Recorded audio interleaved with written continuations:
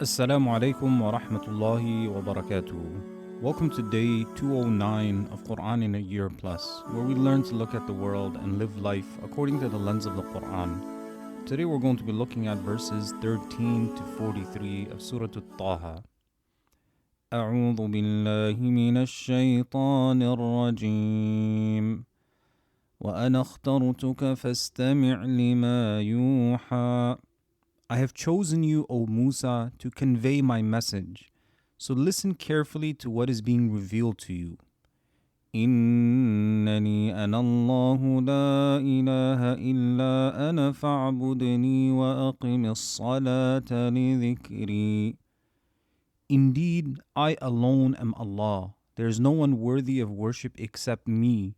So worship me alone and establish the prayer in the most complete way, so that you may remember me in it. إن الساعة آتية أكاد أخفيها لتجزى كل نفس بما تسعى. Indeed, the hour is most definitely coming and occurring. I almost keep it hidden, for no creation knows its time, though they are aware of its signs by the information given to them by the Prophet sent to them, so that each soul is rewarded for what it did, whether good or evil. فلا يصدنك عنها من لا يؤمن بها واتبع هواه فتردى. So do not let those who do not believe in it, those who follow their desires into what is forbidden, turn you away from affirming it and preparing for it through righteous deeds, lest you be destroyed as a result. وَمَا تِلْكَ بِيَمِينِكَ يَا مُوسَى. What is that in your right hand, O Musa? قال هي عصاي أتوكأ عليها وأهش بها على غنمي ولي فيها مآرب أخرى. Musa said, It is my staff. I lean on it when I walk. I use it to bring down leaves from the trees for my sheep, and I have other uses for it besides that. قال ألقها يا موسى. Allah said, Throw it, O Musa. فألقاها فإذا هي حية تسعى. Musa threw it, and it turned into a snake moving swiftly and lightly. قال خذها ولا تخف سنعيدها سيرتها الأولى. Allah said to Musa, Take it and do not be afraid. We will return it to its original state. واضمم يدك إلى جناحك تخرج بيضاء من غير سوء آية أخرى. And draw your hand to your side. It will come out white without any disease, as another sign for you. لنريك من آياتنا الكبرى. We have shown you these two signs so that we may show you, O Musa, some of our greatest signs that point to our power and to the truth that you are a messenger from Allah. اذهب إلى فرعون إنه طغى. Go, O Musa, to Firaun. He has exceeded all bounds in disbelief and rebellion against Allah. قال رب اشرح لي صدري. Musa said, My Lord, expand my chest for me so I can bear hardship. ويسر لي أمري, and make my task easy. واحلل عقدة من لساني. Give me the ability to speak eloquently. يفقه قولي, so that they may understand my speech when I convey your message to them. واجعل لي وزيرا من أهلي, and appoint for me a helper from my family to assist me in my affairs. هارون أخي, let it be Harun, the son of Imran, my brother.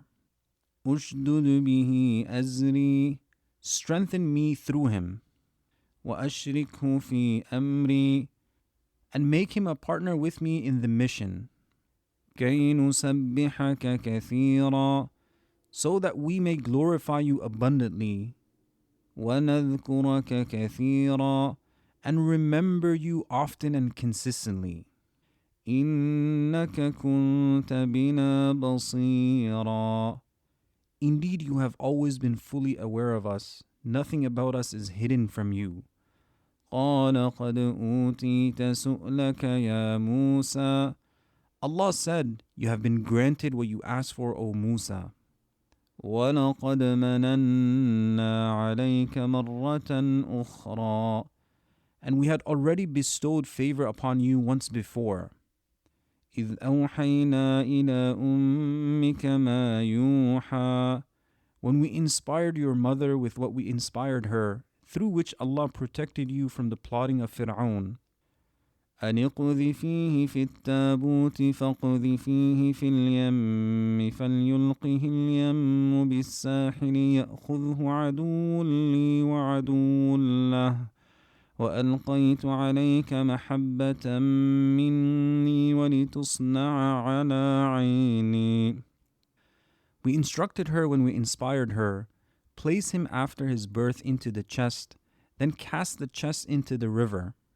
The river will carry it to the shore by our command, where an enemy of mine and his, Firaun, will take him. And I placed upon you love from me, so that people would be drawn to you, and so that you would be raised under my watch and care. إذ تمشي أختك فتقول هل أدلكم على من يكفله فرجعناك إلى أمك كي تقر عينها ولا تحزن وقتلت نفسا فنجيناك من الغم وفتناك فتونا فلبثت سنين في أهل مدين ثم جئت على قدري يا موسى. When your sister went out, following the chest as it moved, she said to those who had taken him, shall I guide you to someone who will care for him, nurse him, and raise him? So we returned you to your mother so that she would be comforted by your return and not grieve over you. And you killed the Egyptian whom you struck, so we favored you by saving you from punishment. We delivered you time and again from every trial you faced. Then you went and stayed for years among the people of Midian. Then you came at the time that had been decreed for you, O Musa, for you to be spoken to. وَاصْطَنَعْتُكَ لِنَفْسِي. And I chose you for myself as a messenger to convey what I reveal to you. اذهب أنت وأخوك بآياتي ولا تنيا في ذكري. Go, you and your brother Harun, with our signs that point to Allah's power and oneness, and do not become weak in calling to me or in remembering me. اذهبا إلى فرعون إنه طغى. Go to Firaun, he has exceeded all bounds in disbelief and rebellion against Allah. As we reflect over today's verses, Allah tells Musa who he is. Indeed, I am Allah, there is no deity worthy of worship except me. So worship me and establish the prayer for my remembrance. Indeed, the hour is coming. Shaykh Sa'di, he says, in this passage, 3 core foundations are mentioned: belief in Allah, worship of Him, and belief in the last day. These 3 are the foundations of faith and the pillars of the religion. When they are complete, the religion is complete. And when they are deficient or absent, the religion is deficient or collapses according to that deficiency. And Ibn Kathir says, this is the first obligation upon those who are morally responsible, that they know and affirm that there is no deity worthy of worship except Allah alone, without any partner. Because when a person knows who Allah is, the Creator, the All-Powerful, the King of Kings, and His other names and attributes, and they recognize who they are, created beings who are dependent, needy, then the next step becomes clear. When Allah says, فَاعْبُدْنِي وَأَقِمِ الصَّلَاةَ لِذِكْرِي, so worship me and establish the prayer for my remembrance. Ibn Ashur says, the fa in fa'budni indicates that what is being commanded is a direct consequence of what came before. Since divinity belongs exclusively to Allah, it necessarily requires that all worship be directed to Him alone. And the definition of worship is everything that Allah loves and is pleased with, from speech and actions, both the inward and outward. And from the most important acts is salah. Allah, He says, and establish the prayer for my remembrance. Ibn Ashur says, meaning establish the prayer so that you may remember me. Salah reminds a servant of his Creator as he becomes aware that he is standing before Allah, conversing with Him. In this is an indication of the wisdom behind the legislation of Salah. When this is combined with Allah's statement, indeed prayer restrains from immorality and wrongdoing, it becomes clear that taqwa is one of the core wisdoms behind the legislation of prayer. Because when a person remembers Allah's commands and prohibitions, they act upon what He commanded and avoid what He prohibited. And what keeps us going is knowing that we will be accountable in front of Allah one day. Allah says, indeed the hour is coming, I almost conceal it, so that every soul may be recompensed for what it strives for. Abu Hayyan, he says, after Allah commanded worship and the establishment of prayer, He mentioned what motivates and drives a person toward that, which is belief in resurrection and return for accountability and reward. And then Allah says, so do not let the one who does not believe in it and follows his desires turn you away from it, lest you fall into ruin. And as we walk upon that path, we need to be aware of what can distract us from it. Shaitan, people, desires, different environments, and other things that can harm my relationship with Allah. So we have to be aware of the things that can pull us away from that path. And when Allah the Almighty gives Musa his mission, He says, go to Firaun, he has truly transgressed. Musa said, my Lord, expand my chest for me and make my task easy for me. Shaykh Sa'di says, meaning broaden and open my chest so that I can endure both verbal and physical harm without my heart becoming disturbed or my chest becoming constricted. Because when the chest is tight, a person is not fit to guide others or call them to the truth. Before anything, he asks Allah for assistance in ways that would strengthen his resolve, provide him with the means to fulfill the mission. And Imam al-Baghawi mentions, he asked Allah to open his heart to the truth so that he would realize that no one can harm him except by Allah's permission. When he reaches that certainty, he no longer fears Firaun despite his power and the size of his army. And this is something that we need to reflect on as well, that when we make dua, we ask Allah for what we want. But do we ask Allah to make us ready for it? If I want a promotion, I ask Allah for it. But am I asking Allah to expand my chest, expand my capacity, so that I can handle the pressure, the stress, the responsibility that comes with that, without losing my connection to Him? Because blessings come with tests.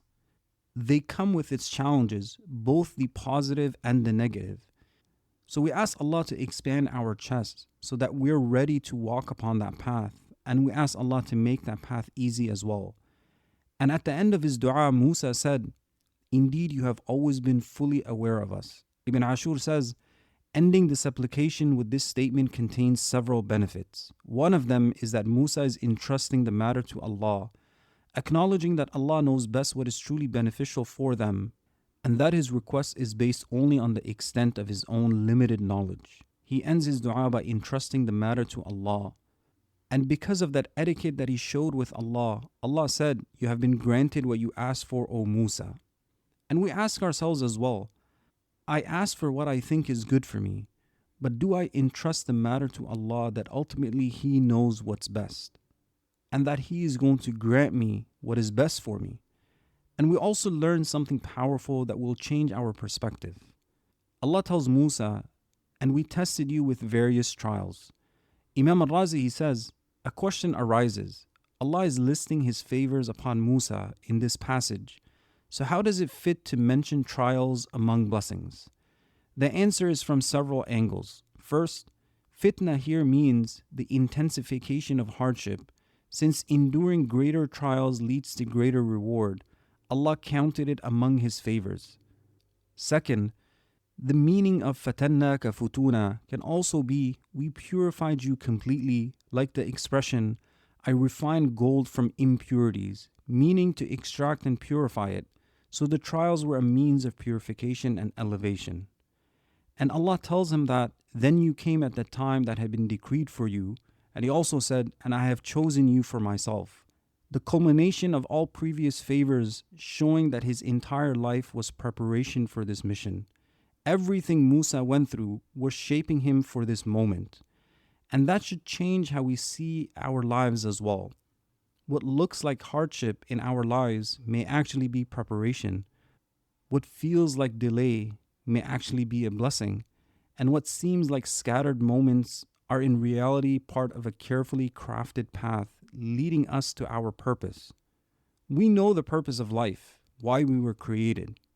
This world is a test for us to do good, and that we will be returning to Allah.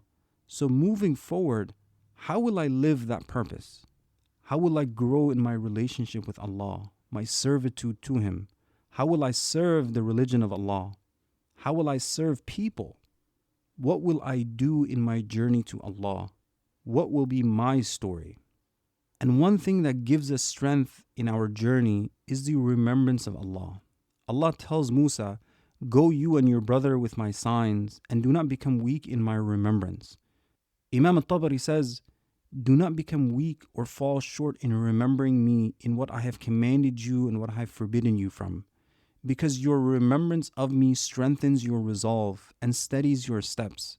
When you remember me, you also recall my countless favors upon you and my blessings that cannot be enumerated." Now think about this for a second. When our hearts and minds are truly remembering Allah, His favors, reflecting over His greatness, His creation, that naturally gives us confidence because we know that we're limited, but we know that Allah is the one who is unlimited. He is capable of all things, and that gives us that confidence that makes us rely upon Him. So when we engage in tasks, when we go about our day, we should try to increase our remembrance of Allah, remembering His favors, reflecting over creation to recognize the greatness of Allah Azza wa Jal. And earlier when Allah told Musa to establish the prayer for my remembrance, Shaykh Asadi says, meaning establish the prayer for the sake of remembering me, because the remembrance of Allah is the greatest objective. It is the worship of the heart, and through it lies the heart's true happiness. A heart that is empty of the remembrance of Allah is empty of all goodness and is completely ruined. For this reason, Allah legislated different forms of worship, all with the purpose of establishing His remembrance, especially salah. So as we walk away from today's episode, let's try to identify what are a few things that stand as a barrier between me and my relationship with Allah. What could be preventing me from moving to a higher level? Let's try to identify one and then take the steps to remove that as well. May Allah the Almighty make us amongst those who establish their prayer, who remember Him greatly. May He make us amongst those that are benefit to people and that serve His religion. I'll see you tomorrow inshallah. Assalamu alaikum wa rahmatullahi wa barakatuh.